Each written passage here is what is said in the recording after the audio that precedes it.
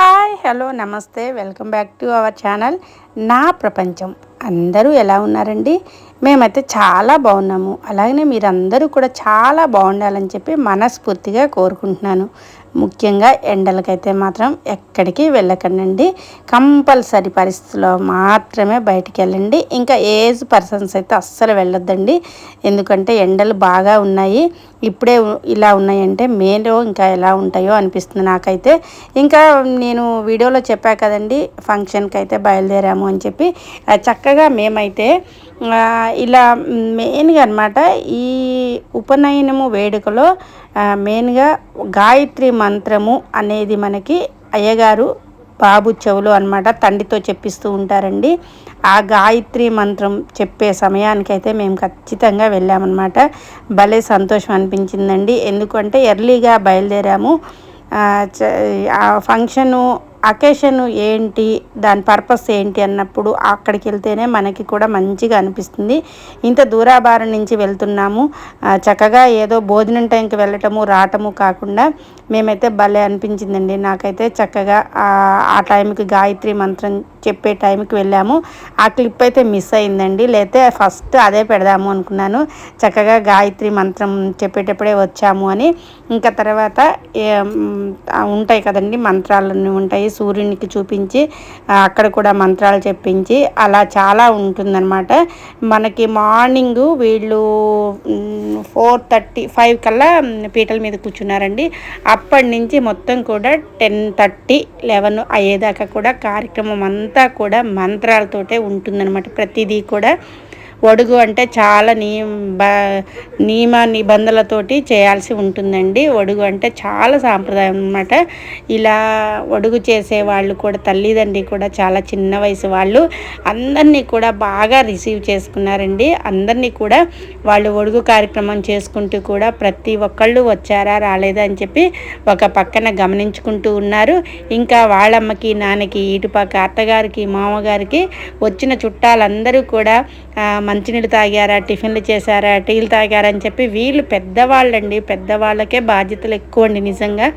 వాళ్ళు అక్కడి నుంచి గమనిస్తూ ఉంటే వెంటనే వీళ్ళు వచ్చిన వాళ్ళందరూ కూడా టిఫిన్స్ చేశారా చేయలేదని చెప్పి చక్కగా అయితే మొత్తం అందరూ కూడా మంచిగా రిసీవ్ చేసుకున్నారండి.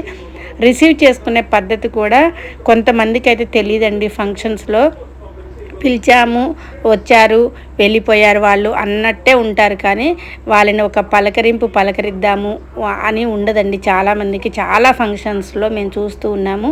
ఉంటుంది, బిజీ లేకుండా ఎవరికి ఉంటుందండి? ప్రతి ఒక్కళ్ళకి బిజీయే ఉంటుంది. కానీ పలకరించే అంత టైం కూడా ఉండదండి. అంటే డబ్బు ఉంటే మనం పిలిస్తే వాళ్ళు వస్తారు వెళ్ళిపోతారు అనుకుంటారు. కానీ ఇక్కడ చూస్తే మాత్రం నాకైతే బాగా నచ్చిందండి. ఎందుకంటే మా తమ్ముడు చాలా చిన్న వయసు, మా మరదలు ఇంకా చిన్న వయసు కదండి. వాళ్ళు చక్కగా అనమాట వాళ్ళ అబ్బాయికి ఇలా చిన్న వయసులో ఉపనయనం చేస్తూ ఉంటే ముచ్చటగా అనిపించింది. వచ్చిన చుట్టాలందరినీ కూడా ఎంత చక్కగా పలకరించారు అండి. కార్యక్రమం అయిపోయిన తర్వాత ఇంకా వాళ్ళు ఫ్రెష్ అయిపోయి టకా వచ్చేసి బంధువులందరినీ కూడా పేరున అనమాట, నన్ను ఒక్కదాన్ని పలకరించటం కాదండి, అందరినీ చక్కగా అనమాట ఇద్దరు. ఎందుకంటే అత్తగారు మామగారు వాళ్ళమ్మ నాన్న వీళ్ళమ్మ నాన్న ఎంత పలకరించినా కానీ వాళ్ళకు ఉంటుంది కదండి, మన అబ్బాయి ఉపనయనానికి వచ్చారు, మనమే వాళ్ళందరినీ పలకరించాలి అని చెప్పి మళ్ళీ వీళ్ళు కూడా వీళ్ళ వంతు వీళ్ళు వచ్చి చక్కగా పలకరించారండి. ఇదనమాట ఉపనయనం వేడుక. చాలా బాగా గ్రాండ్గా జరిగింది. మేము కూడా చక్కగా వెళ్ళాము, టైంకి వెళ్ళాము, భోజనాలు టైంకి చేసాము. ఇంకా మెయిన్గా చెప్పుకోవాలండి, అందరూ ఫంక్షన్ పెట్టుకుంటారు, ఎవరో ఒకళ్ళు వంట వాళ్ళని పెడతారు, వంట అయిపోతుంది, అందరు తినేస్తారు వెళ్ళిపోతారు. తిని వెళ్ళిన తర్వాత చాలామంది ఆ భోజనాల గురించి ఖచ్చితంగా చెప్పుకుంటారండి. ఎందుకు అంటే ఏది నచ్చకపోయినా కానీ అయ్యో ఇలా చేయించారు అలా చేయించారు, మంచిగా చేయించవచ్చు కదా, అందరం కరెక్ట్గా భోజనాలు చేయలేదని చెప్పి చాలా రకాలుగా మాట్లాడుకుంటారండి. కానీ ఇక్కడ నేను చెప్తున్నా కదా, మేము భోజనం చేశాము. అసలు ప్రతి ఐటమ్ కూడా మనం ఎత్తులు చెప్పుకోవడం కాదండి, చాలా బాగా చేశారు. చేసిన వాళ్ళు ఎవరో కానీ అందరికీ కుదరదనమాట. ప్రతి ప్రతి ఐటెం అనమాట. అసలు ఎంత బాగుందండి. ప్రతి ఒక్కళ్ళు కూడా ఇస్తర్లో ఖాళీ అయిన ఇస్తర్లే నేను ఎక్కువగా చూశాను. అంత బాగా అనమాట. అంత బాగా తిన్నారు అందరూ కూడా.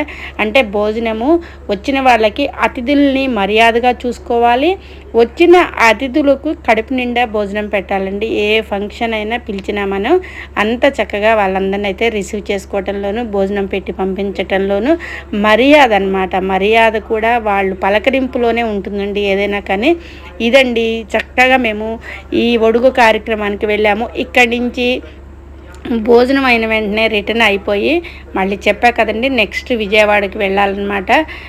విజయవాడకు కూడా ముహూర్తం టైంకి అయితే దాదాపుగా వెళ్ళాలని ఒక ప్రయత్నం అయితే చేస్తున్నాము. అది భగవంతుడు, ఎందుకంటే ఇక్కడ అది భగవంతుడి మీద భారం అండి. ఎందుకంటే ఒక ట్రాఫిక్ జామ్ అనేది హైదరాబాద్లో ఖచ్చితంగా ఉంటుంది. మనం మార్నింగ్ అయితే మంచిగా వచ్చాం, కానీ ఈవినింగ్ వెళ్ళేటప్పుడు మాత్రం ట్రాఫిక్ జామ్ ఉంటే మాత్రం 1 అవర్, ఒక్కోసారి ఎంత టైంకి మనం బయటకు వస్తామో కూడా తెలియదు. అందుకోసం ఈ మరి ముహూర్త టైంకి వెళ్ళాలని అయితే ఒక ఆలోచన అయితే ఉంది.